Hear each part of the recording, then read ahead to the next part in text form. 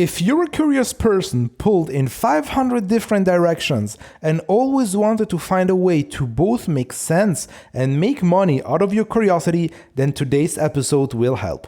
Hey everyone, I'm Matt Giaro, your host here at buildyourthing.co, where we help content creators find their unique creative voice, monetize their work, and build their tribe of loyal fans. Today, I'm joined by David Kadavy, and David is a content creator who runs a blog and a podcast. He's also a best-selling author and has written several books, including the best-selling Design for Hackers, The Heart to Start, and Mind Management, Not Time Management.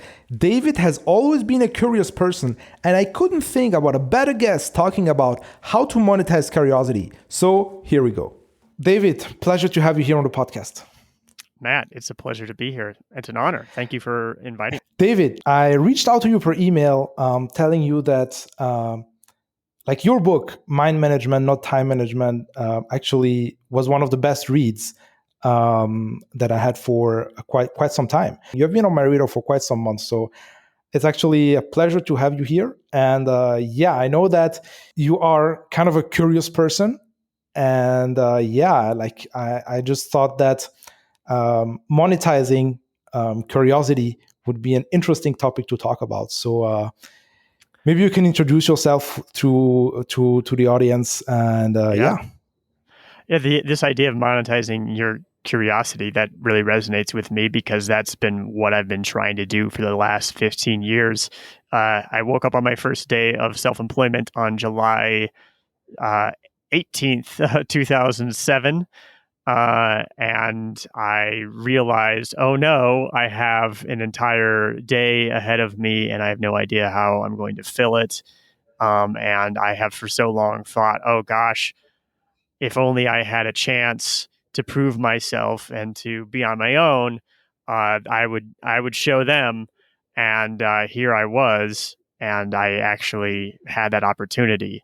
And it was frightening because I didn't know how I was going to keep myself motivated to do something when I really had no idea what it was that I was going to do. And so actually, from the beginning, curiosity has been sort of my compass in deciding what to do. I've just found it to be a powerful fuel that if I can find something that I'm interested in, something that I am curious about, something that I'm passionate about, something that I can work on and have the time just pass and melt away, kind of like it did when I was, in my room by myself as a child, doing whatever experiments I was doing in my room.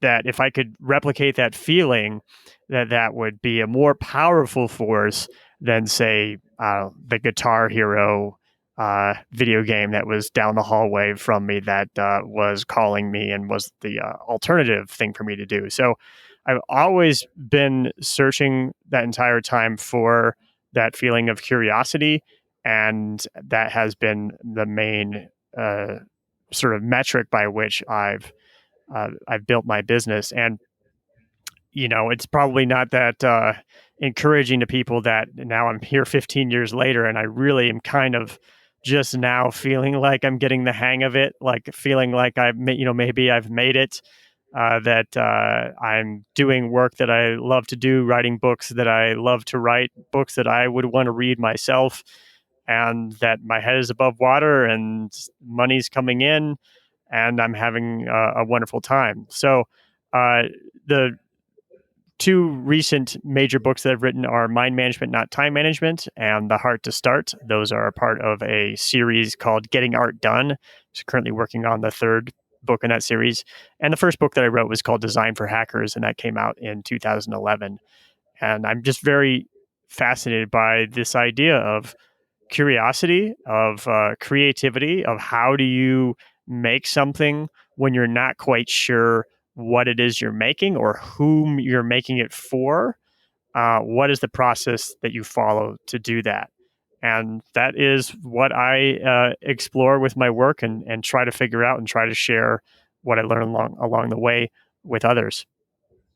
Okay, this is interesting. So right now, we are in a period or in a time where everybody's talking about data, and you should know your market, you should know what you're actually doing, and you should know your audience, and so on and so forth. So how do you actually create a business if you're just curious? Well, like I say, it's the main metric. There's certainly other.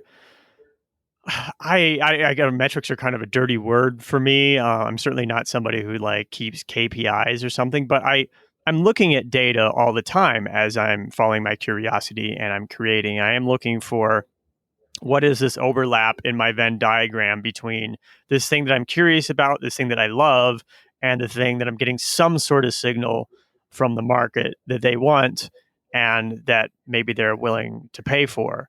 So, like, um, for example, as I am working on a new book idea, I'm constantly like tweeting out ideas, and people think, "Oh, Twitter is just a waste of time.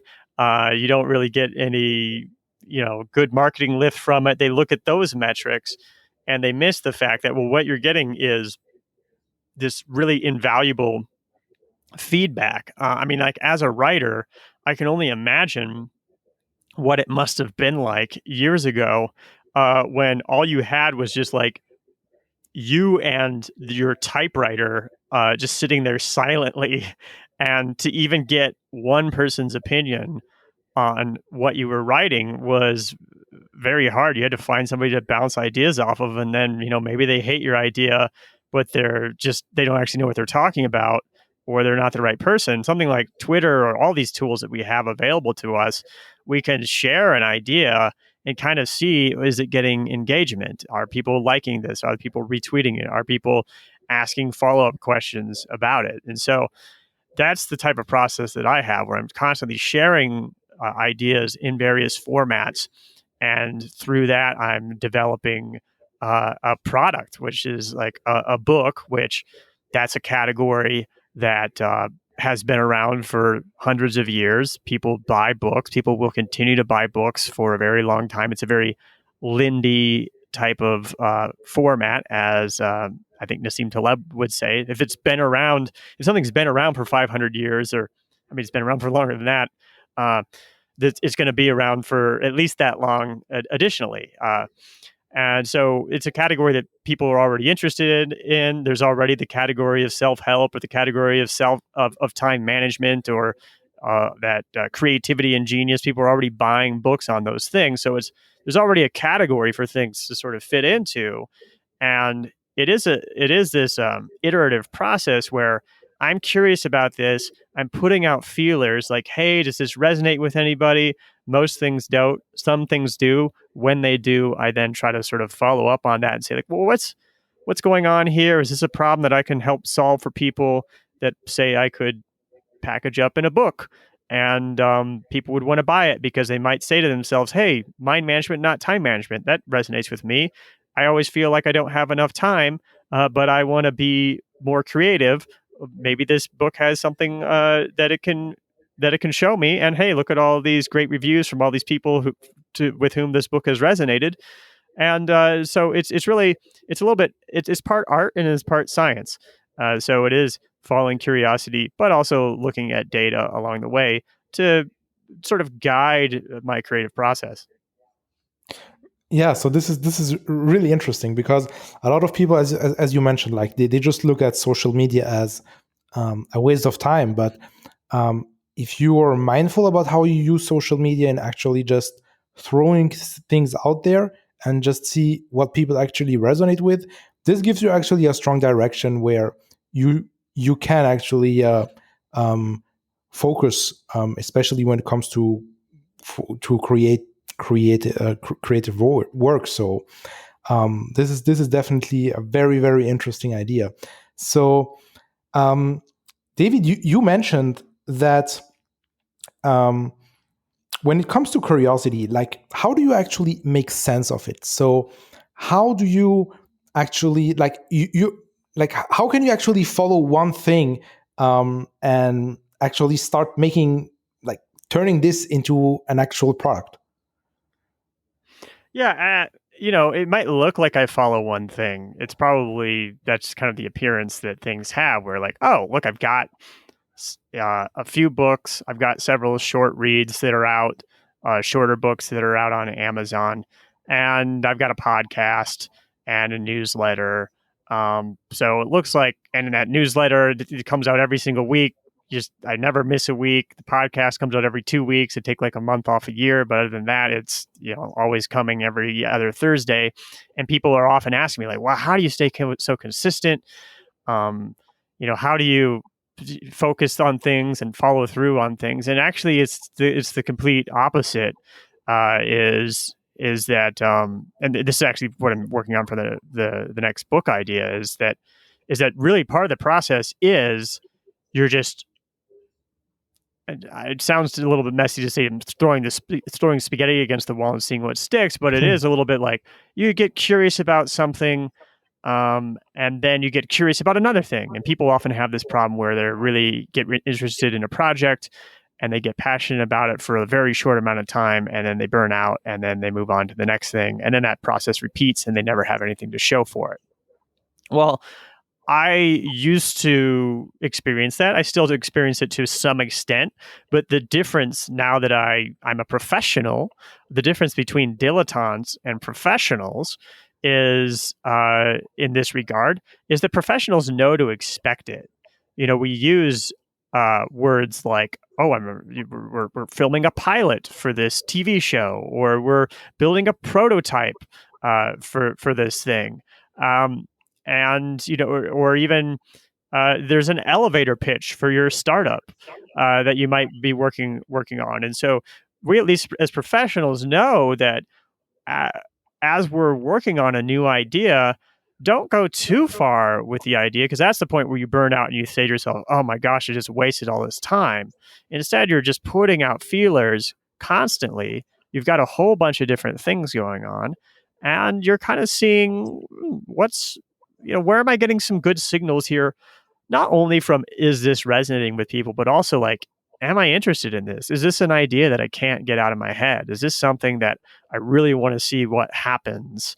I like the story that I heard from Georgia O'Keeffe. There was an interview from her very late in life where she was talking about painting something. And she was saying, after she's like 90 something years old, I think, in this video, and she's, after all these years of painting, saying, "Well, you know, oftentimes I can picture almost an entire painting in my mind, but there's just this one part of the painting that I'm not sure how it turns out, and I can't picture that part. So then I have to paint it so I can see what the rest of it turns out to look like." And so that's the way that I feel about things sometimes. I want to have a little bit of that, as Seth Godin would say, "This might not work" feeling, that feeling that like, okay, I'm excited about this.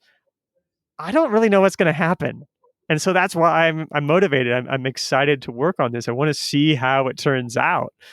And so I often just am managing. It's sort of like you have to sort of be strategic with your curiosity, where you're allowing yourself to be curious. You're allowing yourself to go get distracted on something, but you're trying to like put the feelers out and get an idea, get some signals that, okay, this is something that I want to keep pursuing, and do so in a way that will prevent you from going so far down some path, only to find out, oh, I totally wasted my time. And then that's where that feeling of burnout comes along, which is very destructive, where people feel bad about their shiny object syndrome. They feel bad about that they've started all these different projects and found and haven't had anything to show for it.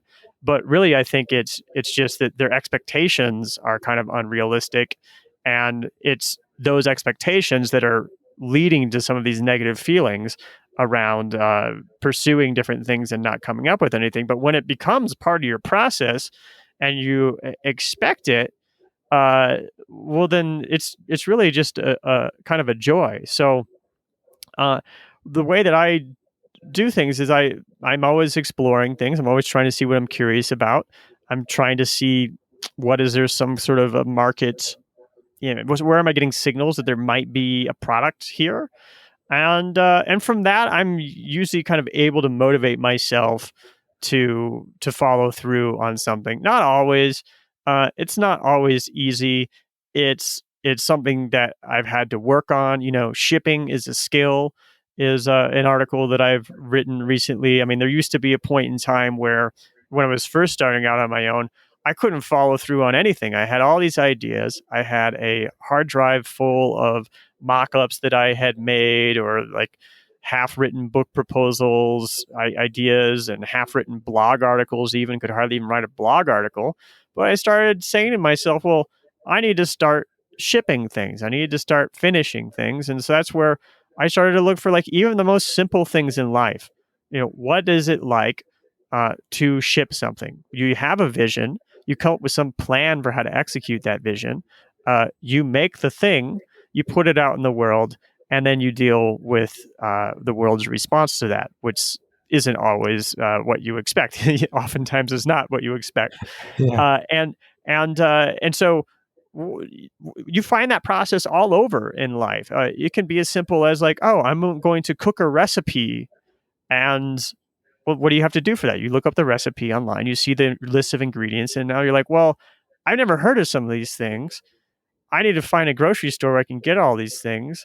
And you go to this grocery store, it only has 3/4 of the items. Well, where am I going to get the other? Where am I going to get the other things? And some of these things spoil. And so, like, it's actually kind of a complex endeavor if you're somebody who has difficulty following through on things. But I started to look at things like cooking a meal, or planning a party, or planning a date. I started to look at these as opportunities to do a project, to have a vision, and to come up with a plan, and to carry out that vision, and say to myself, well, did that turn out how I expected it to, or not? And those are skills that transfer into your creative work, where you can look at something and say, well, I'm curious about this. How do I think this might turn out? What is my vision? What is my plan for carrying out that vision? What kind of a response do I expect? And carrying that out and seeing how it went, and then on your next project, trying to see if you can take what you learned from the previous. So that's a little bit about how I go about dealing with executing things, putting things in the world, when you aren't somebody who is able to just focus on one thing. Yeah, because this is like something that I struggled with also a lot for many, many years. And especially, yeah, as you mentioned, shiny object syndrome. So I think that there are two important things here. So the first thing, and you talk about the importance to figure out who you actually are, right? Because if you don't know who you are, and like how you actually wired, it's actually pretty hard to live in harmony with yourself, right? So how do you think about that? Yeah, I mean, I can think about one of the more powerful moments that I've had in learning something about myself. There was just like one friend in particular who was a very successful influencer, and was a bit of a mentor to me, even though he was younger than me. And I would just look at him and just think, wow, this guy just executes over and over again. I had another friend who was like that too, and I'd think, well, gosh, she just is so decisive. She executes on things so well. Look at the businesses she's built. Look how successful she is. And I'm looking at these people, thinking to myself, well, why can't I do this or that part of it? Like, I can see that there's these parts that of myself that I see in them, but then when it comes to the executing the same way that they do, I wasn't able to do it. Well, I was talking to a friend at a party about this one time, and he was like, well, don't you get it? Like, they're J's and we're P's. Like, what are you talking about? So he was talking about Myers-Briggs, which Mm. is criticized for being a pseudoscience, but there's elements of it that have scientific support. For example, introvert, extrovert. I think that the P and J dichotomy is also useful, and that's the difference between a perceiver and a judger. I think it's probably also related to there's a psychological concept called need for closure. Like, how much do you like? Are you somebody who likes to have a lot of doors open, a lot of options open, or are you somebody who likes to close doors and close options and close loops and make decisions? I'm the former. I'm the person who likes to have the doors open. So I'm a P, and these friends, it became crystal clear to me, were clearly J's. And these J's are executors. They're very good at finding a thing and going an inch wide and a mile deep on it.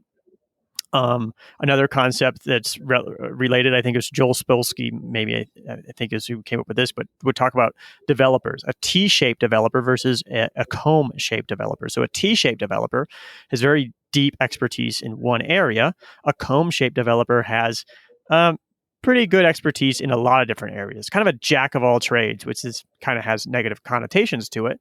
But I think that's sort of left over from more of an old industrial idea where every person needs to kind of have one function. I think it's starting to become a lot. People can have a lot of different interests and pieces of expertise and combine them together and do very well in the world, I think. And so embracing that and seeing that has been huge for me because, one, it made me not feel so bad about not being able to execute as well as my friends had, but it also helped me realize, like, oh, actually, I was talking to one of these friends, and she was like, "Oh gosh, you're really creative. I just wish I was that creative."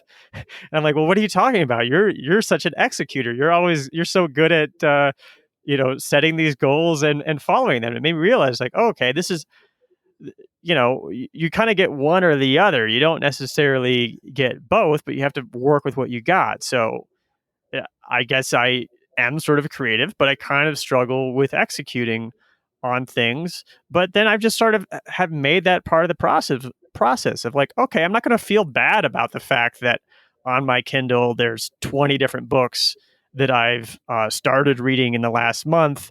And, maybe I'm 3/4 through like 3 of them, and a lot of the rest of them I've not even gotten through the Kindle sample on them. And that's just the way it is. Like, it's just this stream that goes by, and some things stick and some things don't. And so that's been a realization for me. And, it helps to have to build that sort of self-awareness, because you got to learn what it is that you're working with, and you have to realize that sometimes, it helps to have heroes or people that you follow or people whom you emulate, because you want to do something like what they're doing. But you have to recognize at some point that they're not you, that you're somebody else, and that you have your own different way of doing things, and that you need to figure out what that is. And so the easiest signal of that is where you just feel like you just can't. What do you feel like you just can't do, and what's the stuff that comes easy? And paying attention to those things, and maybe work a little bit on some of the stuff that you can't do that holds you back from your goals. But ultimately, you're trying to embrace the things that come easily to you, and that's a process. It's an iterative process, and it helps to journal and to meditate and pay attention to your own inner thoughts, and what are you scared about, what do you struggle with, what do you love to do, what are the things that make the time pass without you even realizing that you're actually doing some kind of work. And it's an ongoing process. This is interesting because I think that a lot of people who are like actually like us, like having multiple interests, being pulled in different direction at the same time, um, I guess we feel guilty a lot of time because so many people tell you, especially when it comes to building your business, building your thing online. Like, so many people tell you, well, you have to um, pick your niche and then execute and then just narrow down and be very specific and all this kind of stuff. Like, sometimes, like, it's pretty harsh, like, to hear this kind of stuff, because like it's either you're 100% like specific and you go really deep, or you have to abandon your curiosity. And I think that a lot of people who are like us, like, I think they are in this dilemma, so they have to choose. Like, either I go just deep into something, and even though I'm probably not that interested in just going so deep, or I just continue on my path of curiosity, but on the same time, like I'm against like every big business guru out there who's just telling me that, well, I have to focus on something. So what would you actually advise to people who are actually pulled in different directions and feel guilty about their curiosity? Well, I think one thing to watch out for is the person who's giving you that advice a J. Uh, a judger, somebody who closes loops, who closes doors, who is good at executing on kind of one thing, and they're going to give you that advice that you should stick with one thing and execute on it. Like that's it's not bad advice. It is kind of the right thing to do. If you want to be successful with online content, I think, especially because like so many different algorithms and hashtags and sort of machine learning things are out there directing people in all these media channels, and they're not that sophisticated. They're really just like, okay, is this about this topic or is it not? And so it is useful, um, but is it something that you can execute? Is it you? So one way to do things is that you can have like multiple channels where, okay, you're interested in one topic and you've got a Twitter account for that one. You're interested in another topic, you've got a Twitter account for that one. I mean, I've been doing that lately. I've been doing this like golf project, this golf experiment, and I've got a Twitter account that I started for it. And it has like, it's doing okay. It's got 660 followers, something like that. But my Twitter account, my blue check mark David Kadavy Twitter account, has like 22,700 followers on it. Well, this golf Twitter account with 660 followers often gets more impressions and more engagement on its tweets than the tweets from my Twitter account with 22 something thousand followers on it. Because the Twitter account with 22,000 followers on it, I've talked about a ton of different topics on there. I've talked about design when I was doing design for hackers, and then starting entrepreneurship, lots of creativity stuff, or sometimes there's a personal stuff on there. So it's not that focused. And Twitter's algorithm, as a result, doesn't love it as much as it loves the account that's like just about golf, right? But I don't want to just like only have a golf account and like that's all I Yeah. do. But if I get interested in a topic, just you can make an account, make a channel for that. You can have a bunch of these things at once. Like nothing says that like once you start a Twitter account or an Instagram account or a blog that like you have to execute on that one. You can have a bunch of these things going in parallel and switch around between them, and they'll some of that stuff is going to be evergreen. Like if you're writing blog content, I've got articles from 10 years ago that people are still searching for and finding and reading while I go work on other things. And so you got to ask yourself, like, when somebody gives you that advice, one, is is that are they giving that advice because that's the way they do it because it fits their personality?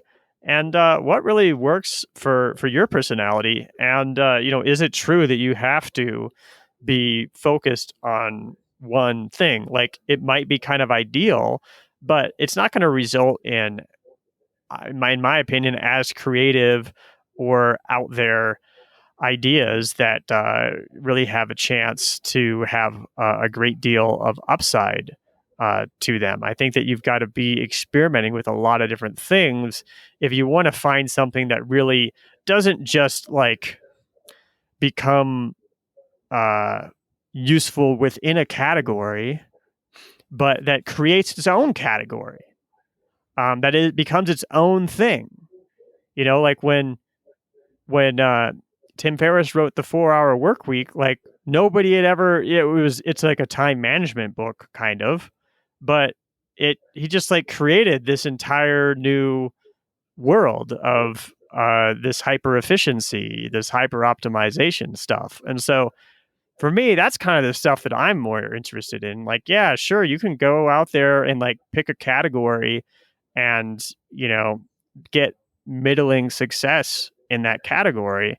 But if you want to really be, if you really want to succeed in something that's totally defensible because nobody on earth can replicate it because you were the first person to think about it. I think I still have yet to achieve that. I feel like I'm getting closer to it, but I think that process is a lot messier than like picking one thing and executing on it. Yeah, that I think that there are a lot of nuggets here that I probably myself have to listen to it more than one time. So thank you for sharing that. Um, David, there is another concept that I think would be interesting to talk about is actually how do you trust the process, especially when it's that messy? Uh, for me, it was, I mean, I don't know how useful this is, but for me, when I was first starting out on my own 15 years ago, uh, there was this YouTube video that I watched over and over and over again. And it was the Steve Jobs 2005 Stanford commencement address. And been around for a while, right? 17 years old now. And but it's just so much of that talk resonated with me. And in it, Steve Jobs talks about how you can't connect the dots moving forward, you can only connect them moving in reverse. What does that mean? Well, that means that you can't necessarily make a plan of a series of steps you're going to follow to get the place that you want to go. But once you're at that place, you can easily retrace those steps and then apply sort of the narrative fallacy to those things and say, well, these are the steps that you follow to do this. And so Jobs' story around that is that when he had dropped out of college and he was hanging around the campus of Reed College, and he dropped in on a calligraphy class. And he says, they just had no practical application in my life at the time, but I just loved this calligraphy class. I loved learning about the history of letters. I loved, doing the calligraphy, drawing these beautiful letters, learning about this history, learning about this subtle combination of art and science that is typography. And there was no point to it, but I was totally fascinated by it. But then years later, when he was working with Steve Wozniak on the Macintosh computer, he took everything that he learned that he could about typography and about calligraphy, and he put that all on the Mac. So, he made optically spaced typography. He made it have different fonts, and then they worked with the limitations of the pixels on the screen to commission some typefaces that were really significant for that medium that didn't exist before and that were new and that were made just for computers. And so all that stuff he put in the Mac, and there was no way that he possibly could have predicted, oh, I'm taking this calligraphy class right now because someday I'm going to make a computer, and so I'm going to put all this into a into that computer. So that's something that he said then you have to trust your curiosity. You have to trust that you have to follow it and trust that it's all going to work out. It's going to lead you to somewhere interesting. And he obviously experienced that many times in his career. And that's something that I've experienced myself now enough times that I'm able to trust the process. But in the beginning, I really just kind of had to go on faith by what Steve Jobs was saying, because I had witnessed a lot of um, his career. I mean, people these days might not even remember things like the iMac or the iBook, the candy colored ones, and the iPod, and how they might not know the story about how like the iPod uh, be, inspired the iPhone and all those things, and they might not know the story about how those dots connect going in reverse, and so they might not be able to maybe look at something that they're curious about and they have no idea where it's going to take them, but then to have the faith to not say to yourself, oh gosh, I just wasted like 10 hours this week, learning about this weird Zettelkasten thing, which is like something that I did recently, and then recently released a short read about that. And that book has done very well, but I took spent like weeks getting almost nowhere trying to learn about this thing. And it turned out to be something really useful for me. And so, you very often find yourself going down these paths that seem like they're divergent, that seem like they don't go anywhere in particular, but you often find that those paths converge. So for myself, I found that with, when I was a kid, I loved to draw. I loved art. I wanted to be an artist. And then my brother left his computer at home one summer while he was uh, away at college, and I got on the internet and was like, wow, this is so cool. So I was spending time on the internet. So art and the internet had nothing to do with each other. And then I went and studied graphic design. And then I went and worked in Silicon Valley, and that was a complete accident. Then I learned about entrepreneurship, and I was blogging during that time. And then one day I wrote a blog post about design for hackers, like design, visual design, what makes something beautiful. And I wrote that with computer software engineers in mind. And that became this explosive blog post that got me my first book deal. And that's how I came up with my first book, Design for Hackers.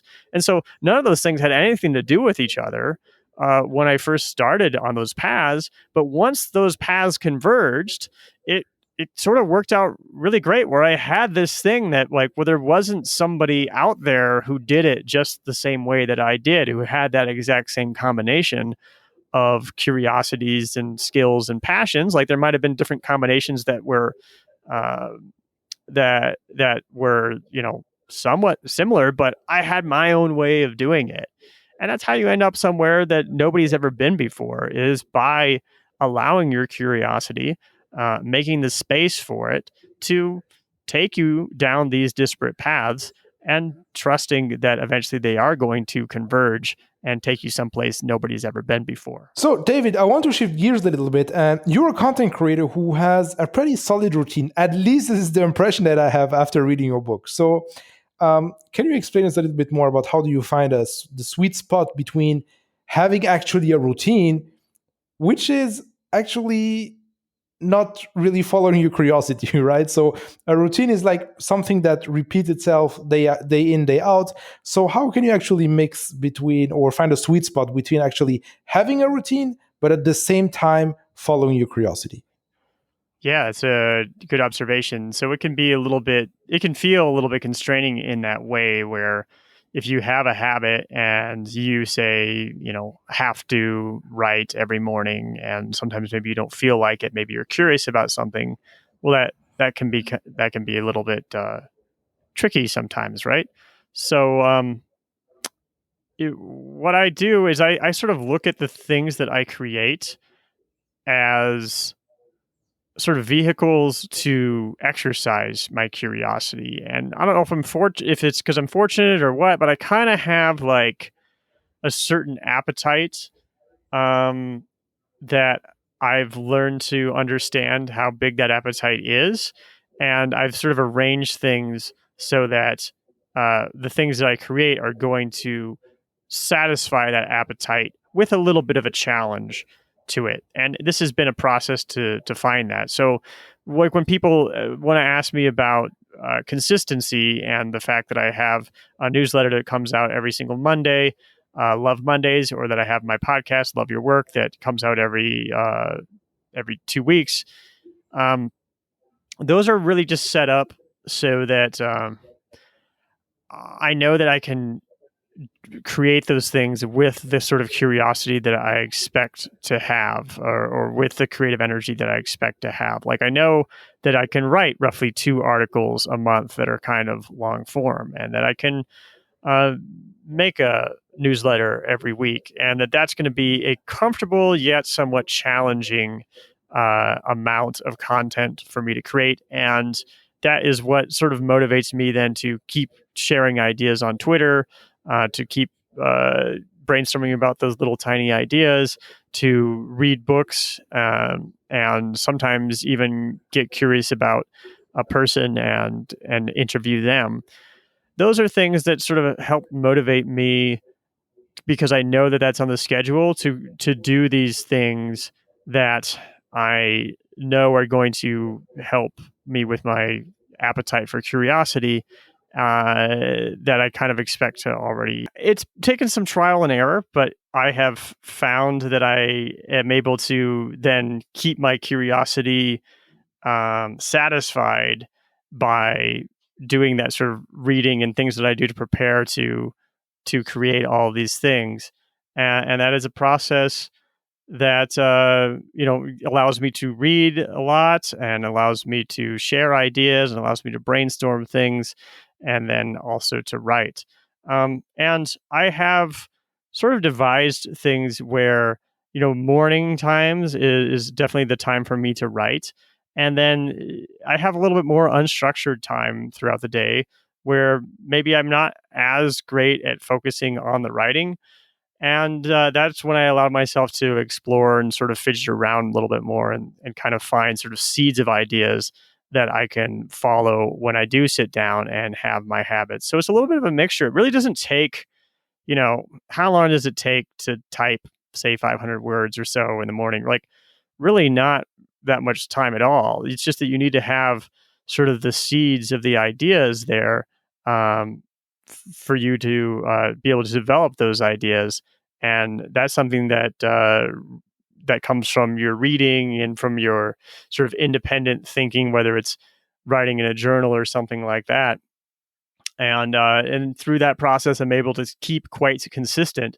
But I really stay ahead of things. Like these articles that come out every 2 weeks, I start working on an article several weeks before it comes out. Or the newsletters that come out, I actually, while that comes out every week, I kind of create them in a batch of 4 or 5 newsletters at a time. And I have processes that I follow where I am able to allow those things to incubate. This is something that I write about a lot in Mind Management, Not Time Management, is this idea of what I call passive genius, which is that we all know that you when you sort of think about things when you're not actively working on them. So, for example, you've heard the expression, you should sleep on it. Like, if you have a big problem that you're trying to solve, uh, give it a night's rest. See how you think how you feel in the morning. Well, that's because our mind is sort of subconsciously incubating these things all the time. And when you work that passive genius or put it into your routines, it becomes much easier to keep driving your projects forward, because you can sort of spend a few minutes on something, and then in the interim time, your subconscious is working on it. And then when you revisit it, it really only takes a few minutes to sort of polish it up and get ready. So being ahead of things, it really helps. Having some sort of a habit where you are forcing yourself to create even when you don't feel like it. But then also having sort of a regular output where you're constantly creating this one deliverable over and over again, but different variations of it. That's something, and designing that in a way that it allows you to explore the amount of curiosity that you have or that you tend to have. I find that to be really useful for allowing me to uh, follow my curiosity and still be creating things and be quite consistent in doing so. Yeah, I like that. Especially this is like a concept that you talk about in your book, Mind Management, Not Time Management, when you're talking about the minimum creative dose. And I really like the fact that you mentioned when it comes to your newsletter, to your podcast, that you're not trying just to force yourself in just having a, a very tight content publication schedule, but from what I've understood from our call right now, is that you really try to just find what is the thing that I can just commit to and just be consistent with it. Am I right? Yeah, and that sounds very dramatic, especially for somebody who's a P, right? Who doesn't want to commit to things, who wants to keep doors open. And it's been a gradual process. It started out with, okay, well, I'm going to commit to writing tomorrow. And then, I'm going to commit to writing tomorrow too. And then you string together a week, and then you string together a month. And then you say, well, I'm going to commit to publishing a 500-word Medium post tomorrow. And then you do that again, and you do that again, and do it again. And then you start to realize, hey, I can do this. And then you start to get a feel for, what is the appetite that I have, or what is the capacity that I have. And it's easier to sort of work towards that, and not necessarily make a dramatic commitment from the beginning, or at least for me, because if I am trying to make some sort of dramatic commitment, like if I when I first started writing, if I had said, well, I'm going to publish, 2 articles a month that are like really long form, and I'm going to publish a newsletter every week. Well, I would probably just to say, no, I don't want to do that, or I want to wait till I'm inspired, or something like that. You'll sort of fool yourself into not doing those kinds of things if you aren't careful. But if you experiment with it, then you can kind of get an idea of like, all right, what level of commitment am I comfortable with? And you might want to bump it up so it's a little bit more than what you feel like you're most comfortable with. And then you just try to stick with it. Yeah, interesting. And the thing is, I just wanted also to come back to what you said previously. When it comes to like you have like different, like, let's say, content on the stove, like for um, to allow you to actually incubate on that. And to be honest, I found myself having a hard time for, let's say, if I'm about to write, let's say, a longer article, or just working on a video that will take quite some time. I just found myself not being able to be patient of really like cranking out those 3,000, 4,000, 5,000 words. So do you have like any tips for like people like me who are not able just to follow through and just be patient enough to actually having things like really being able to incubate on that? Because what I see is that um, as soon as I have an idea, I want just to publish it as quickly as possible, because I know that I'm going to lose interest in it, and like I will just never publish it. So, any thoughts about Okay. that? Yeah, I think I've got something for that. I think that there's 3 C's to writing, is what I say. So there's like consistency, um, craft is is the last one. I'm trying to remember even what these 3 C's that I try to follow are. But anyway, so like one of them is consistency, and so that's like I understand that feeling of uh, you just wrote something and now you want to get out in the world. You feel anxious about it. You want to get feedback from it right away, and you're also worried that if you don't publish it right now, you're never going to get around to publishing it. And so that is the consistency. So you just need to focus on one of these things at a time. So, and that can be so consistency would be one of those things. So is it consistency, courage, and craft?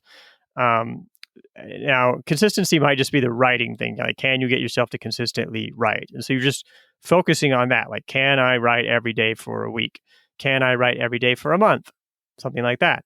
And then you want to get courage. Now, that's the courage to publish. That's the courage to actually put your work out there and see if what people think about it. What sort of criticisms do they have, or do they love it, or worse yet, and more common, nobody cares.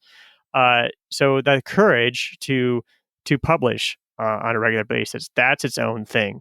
Once you've got consistency, then you can work on courage.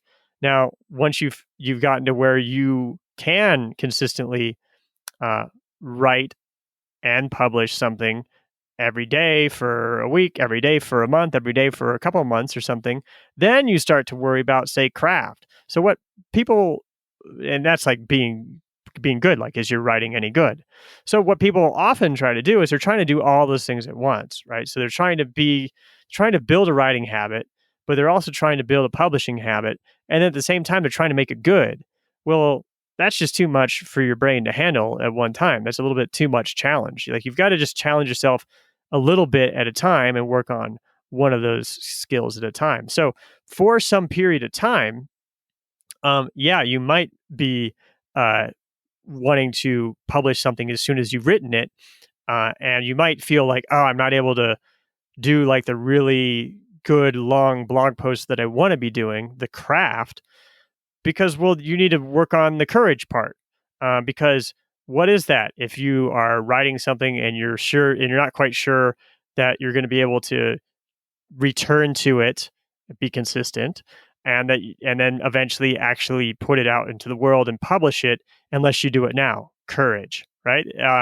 Those are skills that you have to work on, and if you want to get to that craft part, you're going to have to get those two first skills worked on as well. And so this is where I find it really helpful to create some kind of habit where it is you're creating, say, for example, blog posts that are a particular length. And for a while, you're just doing 500 word blog posts. And then I found if you do that over and over again, day after day, you start to become really good at 500 word blog posts. You kind of get to where you're like, well, this is the structure that feels right for me for a 500 word blog post. And that might be a 250 word blog post or 100 words. And you start to develop word economy there. And so that craft sort of takes care of itself a little bit along the way, but you're not focusing on that so much. And so if you are in a situation where you feel like, oh, if I don't publish this now,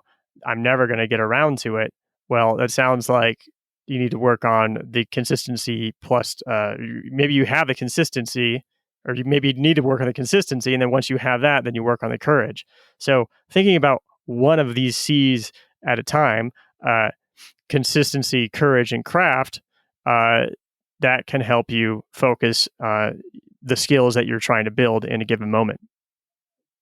And would you actually do it like how you mentioned this in your book, mind management, not time management, by actually splitting your week into, let's say, reorganizing your week depending on the actually mind energy that you need in order to accomplish this task? Or like, would you separate, let's say, being consistent on something and then having the, like, how would you actually approach that practically? I would approach that for longer periods of time. I think getting to the point where you are seeing the energy fluctuations in your week and you're able to say, well, on Mondays, I'm working more on this big project and I'm working on sort of the generate mental state of that project. And then later on in the week, I'm working on administrative stuff. Like to get to that level, I mean, you might be able to do that in certain parts of your work that you're already really comfortable with. But if you're trying to challenge yourself and you're trying to develop, say, a writing habit, I would work on a lot longer periods of time where you're trying to see, well, can I go for a month where I'm writing every day? Can I go for a month where I'm shipping every day? And then you just have to sort of develop that confidence where you can feel um, like, oh, I've got this. So, for example, myself, I've got a morning writing habit, and it used to be like I had to face a blank wall, I had to put in earplugs, and I had to speak to absolutely no one until until I was done with that writing. But now I can sort of write. I can write with the door open. And when my partner leaves for work, I can say goodbye to her, and then I can go back to my writing. I still have the writing habit, but I feel like I've got it. Like I've got that confidence. I've carved those neural pathways where I feel like I can do it. And you just know, you know when you're capable. You learn to know when you're capable of something, or you're afraid that you're not going to be able to do it. And when you're afraid you're not going to be able to do it, that's when you need to start taking measures to rein yourself in until you can develop whatever that skill is that you're trying to work on. I like that. Like, those are pretty simple things, but only the person who actually puts it into practice are will actually be able to see how much of an impact it can actually make to your creative output. So appreciate that, David. So, David, you have like the book that I've mentioned at the beginning of the show, of this episode, which is actually mind management, not time management. Can you tell us a little bit more about that book? And yeah, actually, just give us give like for me, like, it's certainly a book that I'm going to read more than once. Right now, I'm at my second read. But can you give us a little bit of background about what this book is all about, and yeah, like the big idea behind it? Sure. So, time management is a very big part of productivity knowledge or folklore today. This idea that it is predicated on this idea that time is this commodity, that time is this input. And if you put in time on something, you're going to get an output. You're going to get out something. And it's a useful methodology to a point. It is sort of a basic foundation. It is sort of the 101 of being productive. But it's really kind of based on old ways of getting things done. It really, if I were to trace it back to its beginnings, I would say it would be Frederick Taylor standing with a stopwatch in the Bethlehem steel yard, measuring the amount of time that it took a worker to, say, lift a chunk of iron and to move it, and then programming them like a computer and saying, okay, this is where you turn, this should take this long, and this is where you grab the chunk of iron, and this is where you put it, and programming it. Programming the person basically to say, well, this is, if you do this, we're going to get a higher output out of our time. And that's been sort of co-opted and used in knowledge work, useful to some extent. But now it's becoming more and more important to be creative. And you find that, well, when it comes to creativity, it's not so much like the amount of time that you put into something that makes that makes it valuable. It's really more the quality of the ideas that you have. I mean, and there can be these moments where you suddenly have this amazing idea that's incredibly valuable, and it's not because you put in a bunch of time. And then at the same time, like a lot of things that you do aren't these step-by-step things. Like, how long does it take for you to type 30,000 words? Well, you could type 30,000 words or basically a novel or a novella. You could type that in a day. Well, can you write a novella in a day? No. I mean, you have to think of the idea. You have to come up with the story. And that could take a long time, or to take not necessarily a long time sitting and typing, but over a long period of time, that's where that idea comes out. And it's really the value of that story that's going to determine, was that a valuable novella or not. You could write one that nobody wants to read. You could write one that everybody wants to read. And so it's really not so much about making things, isn't really so much about doing the work as much as it is about getting yourself into the right state of mind to do the work. So mind management, not time management, examines this question. Well, how, when creativity matters, when ideas are the things that matter, how do you actually get yourself into the right state of mind to have great ideas and to make them real? I love that. To be honest, like the whole idea of the book is really something that I was already convinced, actually, before I bought your book. But your book actually gave this actually a whole new dimension. So honestly, I would encourage everyone who's interested and who actually resonated with this idea to check out the book. We're going obviously to leave all the links in the description. And David, where can people know more about you and about your work?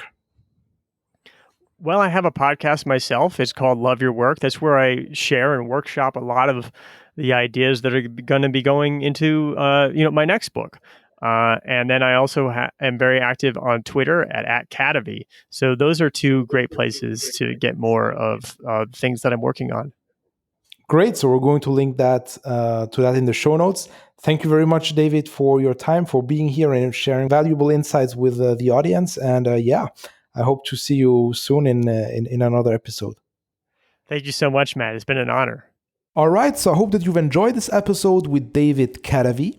If you're a content creator like us and you just want to monetize your curiosity, to monetize your work, to actually turn your ideas into an income, then be sure to subscribe to the show, because every week I'm going to release a new podcast episode. This may be an interview like with David, or an episode where I'm just going to talk myself. And If that's you, don't forget to subscribe. You're going to find the show on all major podcast platforms and also on YouTube. And yeah, this would actually mean a lot. And with that being said, thank you very much for tuning in today. I'm your host, Matt Giaro, and I see you in the next episode.